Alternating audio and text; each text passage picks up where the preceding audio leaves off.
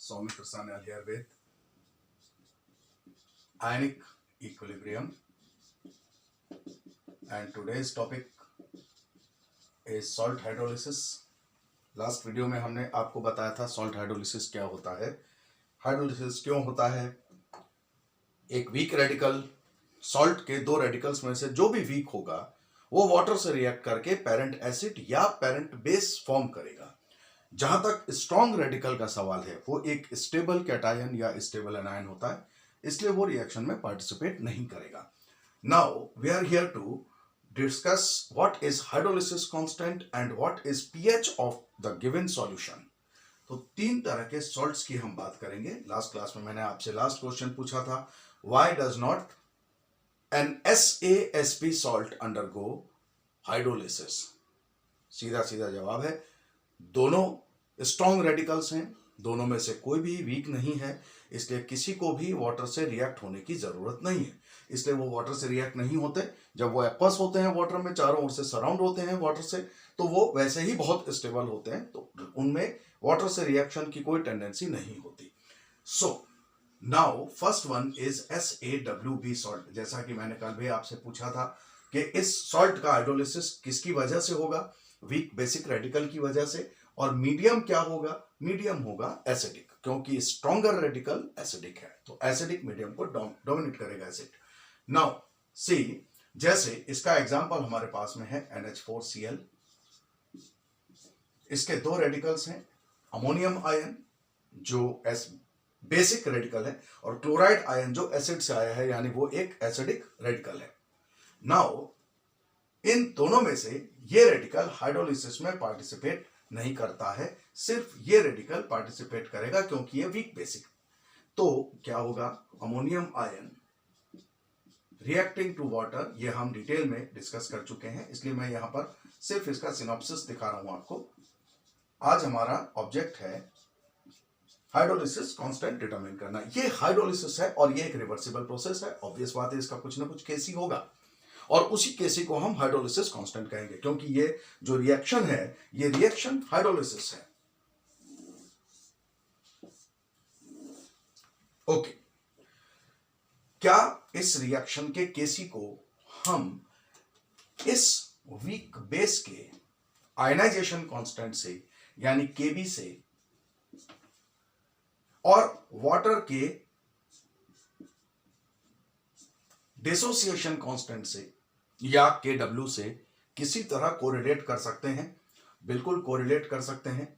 अगर आप ध्यान से देखें तो अगर मैं दोनों साइड से अमोनियम आयंस को हटा दूं, मैं एक एक बार दोनों कैटायंस को दोनों साइड से रिमूव करूंगा और आप देखिए क्या रिएक्शन है। मैं अगर अमोनियम आयन को यहां से हटाता हूं, then it will give you H2O turning to, अब आपने अमोनियम को यहां से हटाया तो यहां से भी हटाएंगे, ये बचेगा OH-। इस रिएक्शन का जो कांस्टेंट है वो है Kw। ठीक है, हमने एक बार अमोनियम आयन को हटा लिया, नेक्स्ट टाइम मैं दोनों तरफ से H+ आयंस को हटाना चाहता हूं। अगर मैं H+ आयंस को हटाऊंगा तो ये NH4+ है, ये ऐसा का ऐसा है, वाटर से भी H+ हटाएंगे, बचेगा OH-, इक्विलिब्रियम, अमोनियम हाइड्रोक्साइड। आप यहां से अगर H+ को हटा रहे हैं तो सिर्फ यही बचेगा। इस रिएक्शन को ध्यान से देखिए, अगर मैं इस रिएक्शन को इस डायरेक्शन में लिखता तो ये एक वीक बेस का आयनाइजेशन होता। NH4OH is a weak base which is getting ionized into ammonium ion and hydroxide ions, और ये रिवर्सिबल प्रोसेस है because of its being a weak base। So इस रिएक्शन के लिए जो कांस्टेंट होता वो होता Kb। नाउ हम इसको पलट रहे हैं तो ऑपोजिट रिएक्शन के लिए Kb क्या होना चाहिए, इनवर्स हो जाएगा, दैट इज 1/Kb। सो अगर मैं दोनों रिएक्शंस की बात करूं तो फॉरवर्ड रिएक्शन दो कांस्टेंट्स को शो कर रही है। इस रिएक्शन में हमको दो कांस्टेंट दिखाई दे रहे हैं, फॉरवर्ड डायरेक्शन में Kw और फॉरवर्ड डायरेक्शन में ही 1/Kb। What should B net value?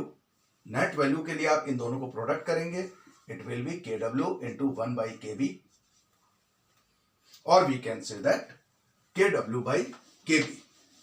So what is Kc for this salt? Kc जिसको हम KH कहेंगे यहां पर, ये सब इक्विलिब्रियम कांस्टेंट ही है। KH इक्विलिब्रियम कांस्टेंट है, Ka Kb इक्विलिब्रियम कांस्टेंट है, इवन Kw भी इक्विलिब्रियम कांस्टेंट ही है, बस उसमें वाटर की कॉन्सेंट्रेशन का प्रोडक्ट होता है। सो KH is what? KH is finally Kw by Kb। अब एक छोटा सा सवाल मैं आपसे पूछ रहा हूं और उसका जवाब मैं ही दूंगा। KH is Kw by Kb। इस एक्सप्रेशन में Kb तो है, Ka नहीं है। Ka क्यों नहीं है? इसलिए नहीं है क्योंकि इस सॉल्ट में एसिडिक पार्ट स्ट्रॉन्गर एसिड है, और स्ट्रॉन्ग एसिड के लिए कोई Ka नहीं होगा। Ka की वैल्यू इतनी बड़ी वैल्यू होती है कि हम उसके, अगर कोई आपसे कहता है कि HCl आयनाइज हो रहा है, तो हम कभी भी उसको इस फॉर्मेट में नहीं लिखते हैं। क्यों नहीं लिखते? क्योंकि ये रिएक्शन, इसके लिए Ka की वैल्यू इतनी बड़ी है, 10⁻10, 10⁻11, 10⁻13, इतनी बड़ी वैल्यू है कि उसका मतलब है कि this reaction is not at all, almost it is irreversible. 99.999999% तक ये कन्वर्ट हो जाता है, तो हम इसकी Ka वैल्यू की कोई बात नहीं करते। हम ये रिवर्सिबल हम कंसीडर ही नहीं करते। अब क्योंकि स्ट्रॉन्ग एसिडिक रेडिकल है, तो इस एक्सप्रेशन में Ka नहीं आएगा। बट क्योंकि रेडिकल स्ट्रॉन्ग है, एसिड, तो मीडियम तो एसिडिक होगा। तो मीडियम एसिडिक होगा तो pH वैल्यू क्या होगी? pH विल बी, आप इस सॉल्ट की शक्ल से ही समझ जाइए कि मीडियम एसिडिक होने वाला है। इसका मतलब है pH 7 से कम होगा। ये तो डेरिवेशन का मैटर है कि हम इसको कैसे डिराइव करते हैं। डेरिवेशन नहीं, मैं आपको बता रहा हूं कि आप खुद इस फॉर्मूले तक कैसे आएंगे। pH equal to 7 minus half. Why minus? Because this is acidic medium. Acidic medium मतलब 7 से कम pH होना चाहिए। हाफ इंटू pKa, क्या ये वैलिड है? हमने अभी बात की है, इस सॉल्ट के लिए Ka का कोई मतलब ही नहीं है क्योंकि स्ट्रॉन्ग एसिड है। हमने KH में भी Ka की जगह Kb लिया था, so convert it to Pkb plus log C। What is C? इस सॉल्ट का कॉन्सेंट्रेशन जब आप बुक्स में पढ़ते हैं तो C कह दिया जाता है कि कॉन्सेंट्रेशन ऑफ सॉल्ट, लेकिन ये कॉन्सेंट्रेशन ऑफ सॉल्ट नहीं है। एक्चुअली C का मतलब है, मैं इसको मिटा देता हूं फिर मैं बताता हूं। C का मतलब है उस आयन का कॉन्सेंट्रेशन जो हाइड्रोलिसिस में पार्टिसिपेट कर रहा है। मैं आपको एक छोटे से इलस्ट्रेशन से समझा देता हूं। मान लीजिए हमारे पास में 3 सॉल्ट्स हैं, NH4Cl है, अमोनियम सल्फेट है NH4 होल ट्वाइस SO4, और अमोनियम फॉस्फेट है NH4 होल थ्राइस PO4। अब इन तीनों की एक ही कैटेगरी है।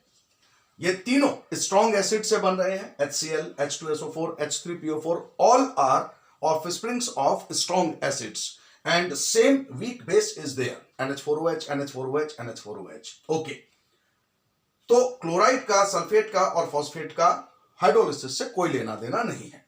हाइड्रोलाइज होगा ammonium ion. Let concentration of ammonium chloride is 0.5 molar, ammonium sulphate is 0.4 molar, and ammonium phosphate is 0.3 molar. Can you tell me what is the value of C? जो expression अभी हमने देखा था, अब video को पीछे ले जाकर दोबारा देखिएगा, फॉर्मूले में log C है। ये C क्या है? ये नहीं है। यहां पर NH4Cl के लिए हम C 0.5 m लिखेंगे, मगर ये 0.5 ये नहीं है, ये 0.5 मोलर अमोनियम क्लोराइड है। तो इससे अमोनियम आयन की क्या कॉन्सेंट्रेशन मिलेगी? That will also be 0.5 molar, और इसलिए हमने C 0.5 लिखा है। लेकिन जब आप इस सॉल्ट की बात करेंगे तो आप 0.4 की जगह 0.8 मोलर लिखेंगे। कैन यू टेल मी मैंने इसको 0.4 की जगह 0.8 क्यों किया? आप अगर समझ रहे हैं, आप अगर देख रहे हैं, तो अमोनियम सल्फेट का एक मॉलिक्यूल 2 अमोनियम आयन प्रोवाइड कराता है। तो जो कॉन्सेंट्रेशन अमोनियम सल्फेट की है उसका ट्वाइस कॉन्सेंट्रेशन अमोनियम आयन का होगा। Can you tell me what should be ammonium ion concentration in this salt? Of course 3 times of this salt. अगर एक सॉल्ट मॉलिक्यूल लेते हैं आप तो अमोनियम आयन निकलेंगे इसमें से 3। तो ये कॉन्सेंट्रेशन C की वैल्यू आप प्लेस करेंगे 0.9 मोलर। तो आप देख सकते हैं, आप समझ सकते हैं कि कॉन्सेंट्रेशन ऑफ सॉल्ट अलग चीज है। हमको सॉल्ट की कॉन्सेंट्रेशन में इंटरेस्ट नहीं है। एक्चुअली हम जानना चाहते हैं कि सॉल्ट में जो आयन हाइड्रोलाइज होने वाला है यानी अमोनियम आयन, उसकी क्या कॉन्सेंट्रेशन है, और उसी कॉन्सेंट्रेशन को हम C कहते हैं। I hope you got it understood. आगे चलते हैं। Next type of salt,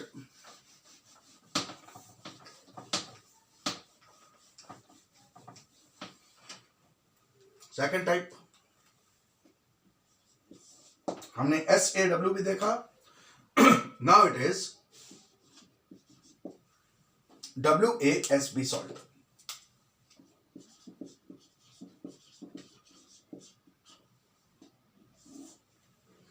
WaSb salt में इलास्टेशन हम लेंगे NaCN sodium cyanide, Na+ Cn-। Okay, आप जानते हैं कि ये एक स्ट्रॉन्ग बेस का ऑफस्प्रिंग है Na+ आयन। ये हाइड्रोलिसिस में पार्टिसिपेट नहीं करेगा। Where has cyanide come from? It has come from HCN, that is a weak acid. तो ये हाइड्रोलिसिस में पार्टिसिपेट जरूर करेगा। ठीक है, आप बताएं, cyanide when react with water, what does it form? It forms HCN and OH- ions। जो एक सबसे इंपॉर्टेंट चीज है वो आप देखते ही समझ जाएंगे कि मीडियम बेसिक है। बेसिक क्यों है? क्योंकि स्ट्रॉन्ग बेसिक रेडिकल इसमें मौजूद था। वीक एसिड है इसलिए वो हाइड्रोलिसिस में पार्टिसिपेट कर रहा है, और मीडियम को डोमिनेट कर रहा है स्ट्रॉन्ग बेस यानी Na+। मीडियम बेसिक है, वो आपको दिखाई दे रहा है। अब अगर मैं इस रिएक्शन के लिए जो फॉरवर्ड रिएक्शन है इसके लिए कांस्टेंट पूछूं आपसे कि व्हाट शुड इट बी, इसके लिए कांस्टेंट है KH, इसकी वैल्यू कैसे डिटरमिन करेंगे? फिर वही चीज है, अगर मैं दोनों तरफ से साइनाइड आयंस को हटा दूं, इस रिएक्शन को ध्यान से देखिए, मैंने साइनाइड को हटा दिया, क्या बचा? H2O turning to H+ plus OH-। इस रिएक्शन के लिए जो कांस्टेंट होता है वो होता है Kw, जो आप जानते हैं। एक और रिएक्शन, अगर साइनाइड हटाया है तो अगली बार हम दोनों तरफ से हाइड्रोक्साइड, इधर एक एनायन है उधर एक एनायन है, हमने एक बार इधर से दोनों तरफ से साइनाइड को हटाया है, अब हम दोनों तरफ से हाइड्रोक्साइड को हटाएंगे। हाइड्रोक्साइड को हटाओगे तो क्या लिखेंगे? Cyanide ion.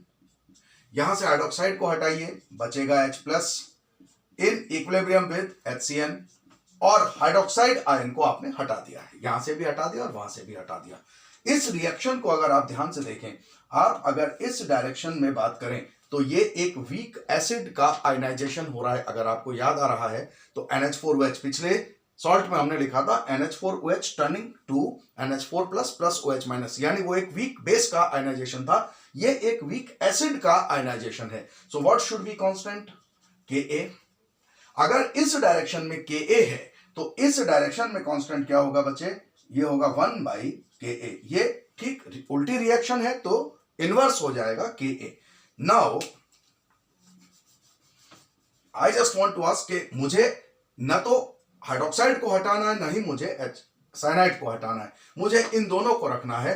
तो मुझे क्या करना चाहिए? इन दोनों का product, and this will be equal to KH। So जैसे आपने पिछले सॉल्ट के टाइम लिखा था KH इक्वल टू KW/KB, इस बार हम लिख रहे हैं KW/KA। फिर मेरा एक छोटा सा सवाल, एक और सवाल, इसमें Ka है Kb नहीं है। पिछली बार जैसे Kb था Ka नहीं था, इस बार Ka है Kb नहीं है। क्यों?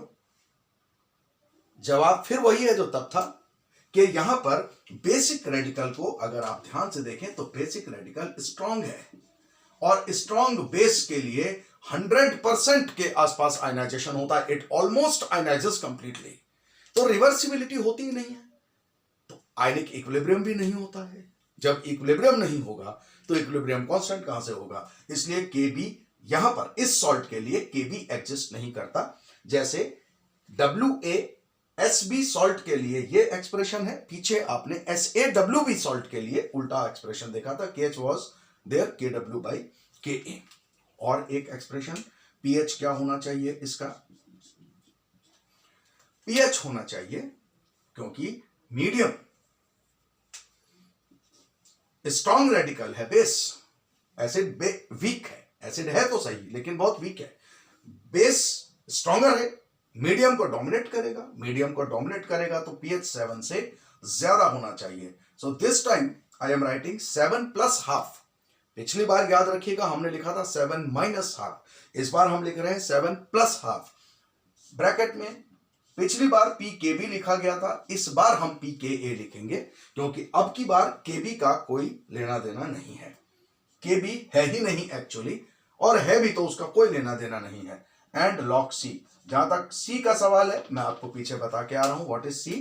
C सॉल्ट की कॉन्सेंट्रेशन नहीं है, ये ध्यान रखिएगा बेटा, बुक्स में लिखा होता है C is the concentration of salt, salt की कॉन्सेंट्रेशन नहीं है। C उस आयन की कॉन्सेंट्रेशन है, सॉल्ट में मौजूद वो वीक रेडिकल जो हाइड्रोलाइज होगा। जैसे अगर मैं आपसे कहता हूं कि मेरे पास NaCN है तो इसमें साइनाइड की कॉन्सेंट्रेशन बताइए। अगर मैं आपसे कहता हूं कि मेरे पास कैल्शियम साइनाइड है CaCN होल ट्वाइस, तो इसमें साइनाइड की कॉन्सेंट्रेशन इस सॉल्ट की कॉन्सेंट्रेशन का ट्वाइस हो जाएगा। अगर मैं कहता हूं कि मेरे पास कैल्शियम की कॉन्सेंट्रेशन है 0.6, तो C की वैल्यू आप 0.6 मत प्लेस कीजिए, यहां पर C की वैल्यू प्लेस कीजिए 1.2, क्योंकि एक कैल्शियम साइनाइड में 2 साइनाइड आयंस है तो कॉन्सेंट्रेशन ट्वाइस हो जाएगी।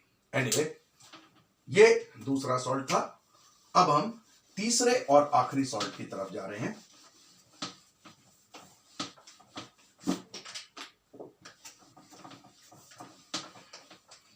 तीसरा सॉल्ट कौन सा है हमारे पास, WaWb सॉल्ट, और मुझे उम्मीद है कि आप समझ रहे हैं इस बार क्या होने वाला है।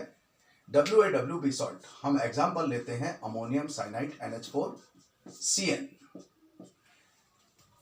क्या आप मुझे बता सकते हैं, मैं इसके डिटेल में नहीं जा रहा, मैं सिंपली पूछ रहा हूं इस सॉल्ट के लिए KH का क्या एक्सप्रेशन होना चाहिए। इस बार हाइड्रोलिसिस में कौन पार्टिसिपेट कर रहा है, क्या अमोनियम आयन हाइड्रोलिसिस में पार्टिसिपेट करेगा? बिल्कुल करेगा, क्योंकि ये एक वीक बेस से आ रहा है, ये एक वीक बेसिक रेडिकल है। क्या साइनाइड हाइड्रोलिसिस में पार्टिसिपेट करेगा? जी हां, बिल्कुल करेगा, क्योंकि ये भी वीक एसिड है, इसलिए ये भी हाइड्रोलिसिस में पार्टिसिपेट करेगा। दोनों हाइड्रोलिसिस में पार्टिसिपेट कर रहे हैं, क्योंकि वीक एसिड है, वीक बेस है। वीक एसिड के लिए Ka एग्जिस्ट करता है, वीक बेस के लिए Kb एग्जिस्ट करता है। What should B KH? KH must be Kw divided by Ka into Kb। इस बार एक्सप्रेशन में हमको Ka और Kb दोनों दिखाई दे रहे हैं। और क्यों दिखाई दे रहे हैं? इसलिए दिखाई दे रहे हैं क्योंकि दोनों रेडिकल्स वीक हैं, दोनों वीक एसिड से और वीक बेस से आए हैं, इसलिए दोनों हाइड्रोलिसिस में पार्टिसिपेट करेंगे। दोनों आयंस, अमोनियम भी और साइनाइड भी, वाटर से रिएक्ट होंगे। अमोनियम हाइड्रोक्साइड बनाएगा, साइनाइड वाटर से रिएक्ट होकर HCN बनाएगा। Now what should B pH?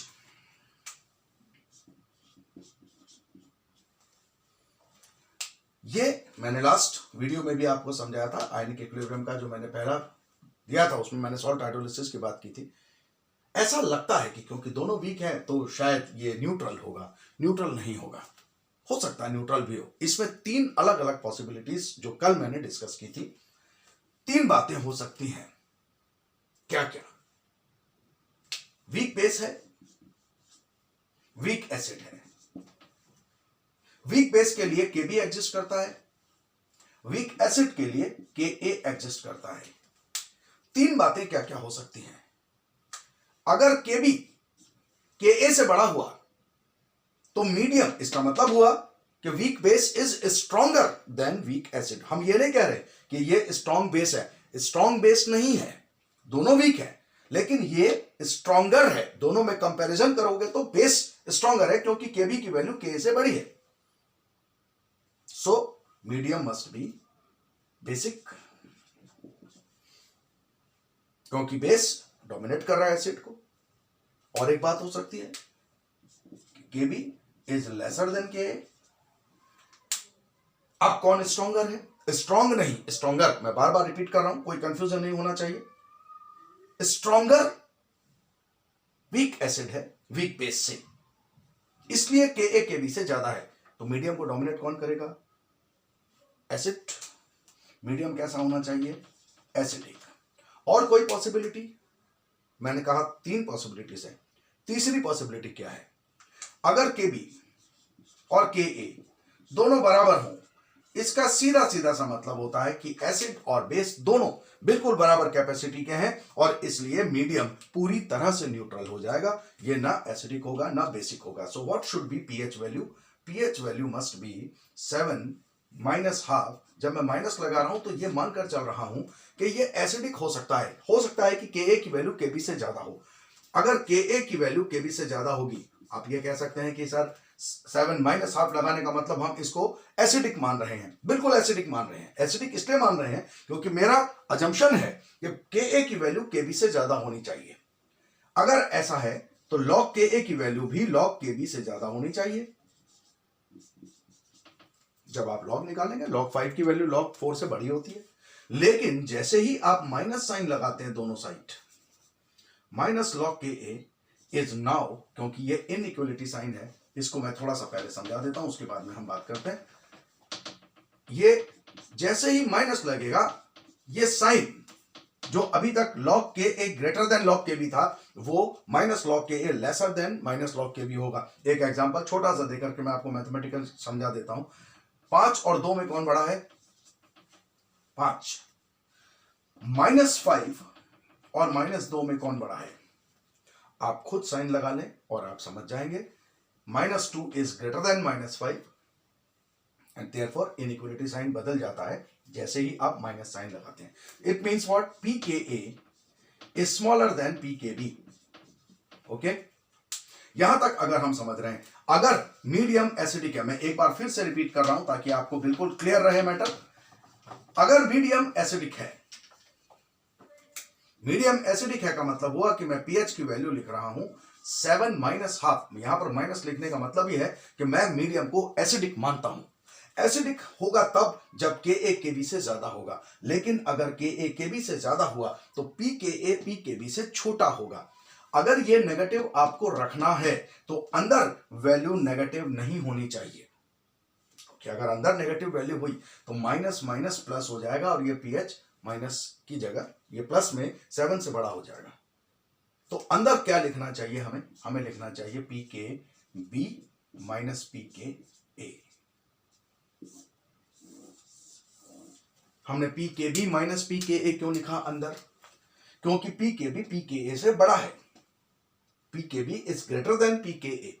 तो जब आप पी के बी में से पी के ए को माइनस करेंगे तो ये वैल्यू पॉजिटिव आएगी, और ये पॉजिटिव आएगी तो ये value negative plus minus minus रहेगी, तब ये पीएच 7 से कम आएगा अगर के ए के बी से बड़ा है तो। अब आप ये ऑब्जेक्ट कर सकते हैं कि सर ये एक्सप्रेशन तो सिर्फ एसिडिक मीडियम को दिखा रहा है। जी नहीं, ये एसिडिक, बेसिक, न्यूट्रल हर मीडियम को दिखा रहा है। मान लीजिए कि किसी वक्त बेस का के बी के ए से ज्यादा हुआ। मान लीजिए कि मेरा अजम्पशन गलत है, एसिडिक नहीं है साहब, के बी के ए से ज्यादा है। अगर के बी के ए से ज्यादा है तो P K B P K ए से कम होगा। इसका मतलब P K B minus P K ए 0 से कम होगा। इसका मतलब ये वैल्यू नेगेटिव होगी। 0 से कम मतलब तो नेगेटिव हो गया। अगर ये वैल्यू नेगेटिव है तो ये माइनस माइनस अपने आप प्लस हो जाएगा और ये वैल्यू पीएच की वैल्यू 7 प्लस समथिंग यानी 7 से बड़ी हो जाएगी। और अगर पीएच 7 से बड़ी हुई तो मीडियम अपने आप बेसिक प्रूफ होता है। अगर मान लीजिए कि कोई कहता है कि नहीं साहब, पी के ए और के बी दोनों बराबर हैं, अगर दोनों बराबर हैं तब तो फिर लॉग के ए और लॉग के बी भी बराबर होंगे। अब ये इक्वल साइन है, इनइक्वलिटी तो नहीं है। दोनों साइड माइनस लगाने पर भी कोई फर्क नहीं पड़ता। 2 = 2 होता है और -2 = भी -2 होता है।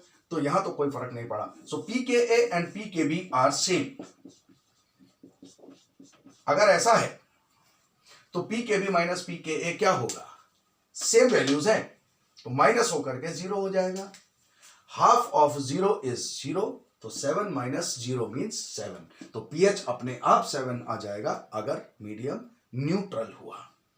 तो ये एक्सप्रेशंस हम यूज करते हैं सॉल्ट के हाइड्रोलिसिस के लिए।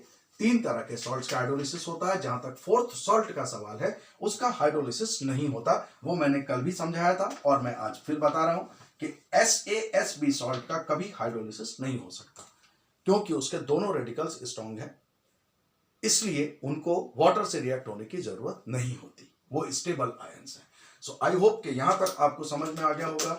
नेक्स्ट क्लास जब हम स्टार्ट करेंगे तब हम हाइड्रोलिसिस से आगे बढ़ेंगे, हम बफर सॉल्यूशंस की बात करेंगे, बफर सॉल्यूशंस को देखेंगे। जब ये चैप्टर कंप्लीट होगा then I will start throwing some numericals. हम कुछ छोटे छोटे वीडियोस 5-5 मिनट के, 4-4 मिनट के, सिर्फ न्यूमेरिकल्स पर स्ट्रेस करते हुए दिखाएंगे कि इन थ्योरीज का हम इस्तेमाल न्यूमेरिकल्स में कैसे करते हैं। अगर कोई डाउट हो आपको तो आप पूछ सकते हैं, आप डिस्क्रिप्शन में आप नीचे जाकर कमेंट कीजिए, मैं आपके डाउट सॉल्व करूंगा।